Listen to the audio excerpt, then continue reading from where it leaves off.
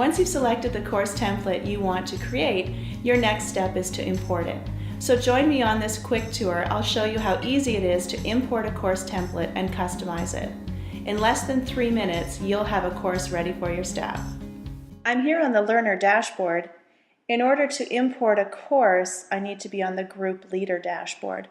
I'm going to toggle over to the Group Leader dashboard where I can see my course templates and I can see how to add a new group.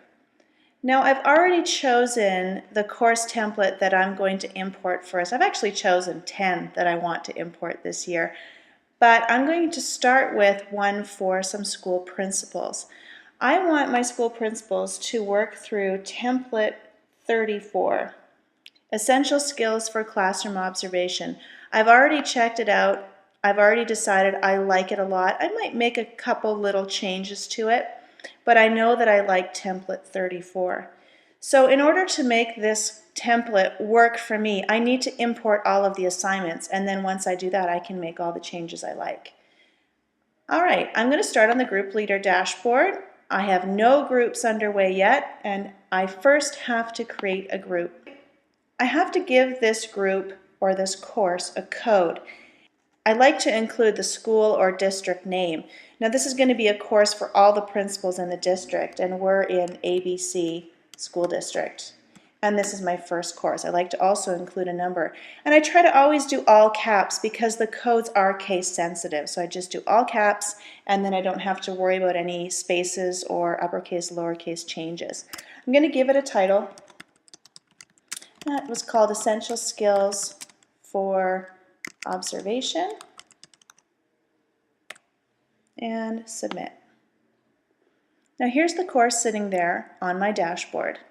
I'm going to click on it, and now it's time to add some assignments to it. If I was building this course from scratch, I would click on Add Assignment, but I'm importing. I'm going to click on Import. I remember that template code. It's template 34. Submit. I'm going to confirm the import, and here it is. All of those assignments that we saw on the course templates are now sitting here under my new course. It's that easy.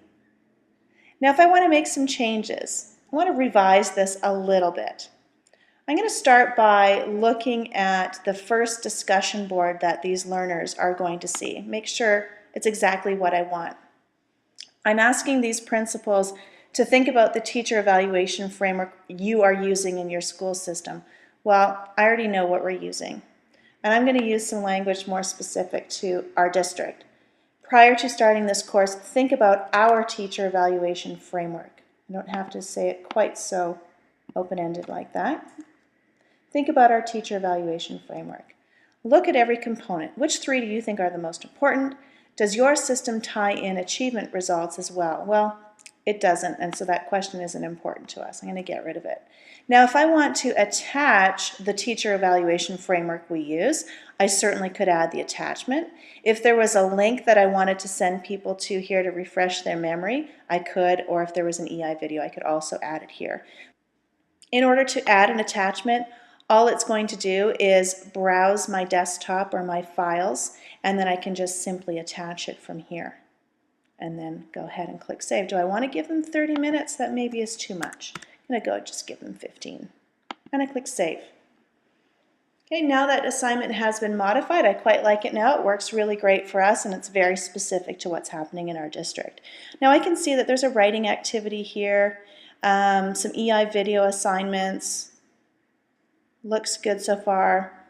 But I think I'd like to start with an instructor journal. So I'm actually going to move this up. If I hover over there, it gave me this two-way arrow, and now I can adjust where it goes. I'm going to start with a more personal response and something a little bit more fun. This is a really fun little video clip, so I think that might be a good place to start, and it's a very easy writing activity to get things going, get them warmed up. Okay, so now I've just moved it into that place, and it's the first thing that people are going to see. At the end of Unit 1, I think I'm also going to put in a writing activity. I can see there's an EI video and an EI assessment. There isn't a writing activity here, and I'd like to add one.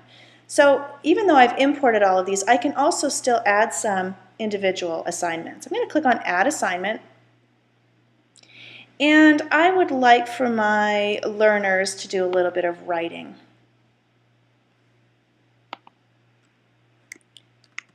I want them to think about how they are collecting evidence. How are you currently collecting evidence during classroom observations?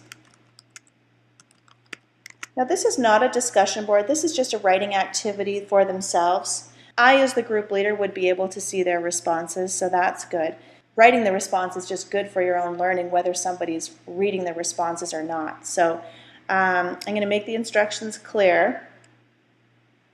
All right, use the space below to explain how you take your notes and strategies that are working well and not so well. Do you use our note-taking form? And I want to attach it. I'm just going to browse for it.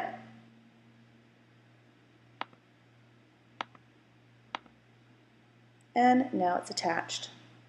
Save. Now by default, any new assignment that you put always appears at the top.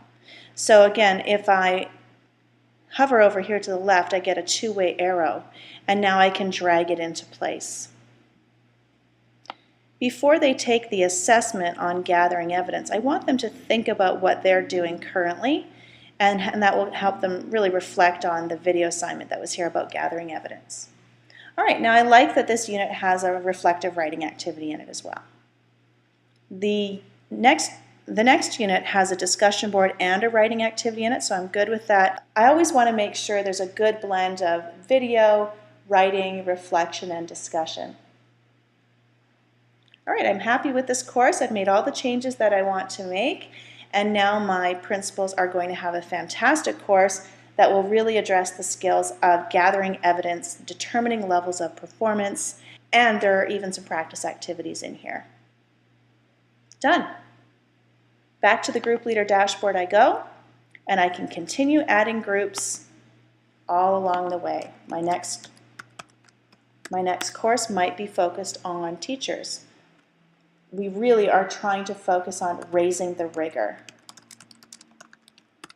And I remember that there was a template on raising the rigor with higher level thinking skills. I want to add some assignments to that one. Am I adding assignments from scratch? No, I think I'll use the template. And what was that template number again? Can't remember. Go back to the course templates page. Refresh my memory. There it is, template 2. I can double check. Is this the one? Yes, this is the one. It's template 2. I'm going to head back to my group leader dashboard where I had created that group. Select it again. Click on assignments, import,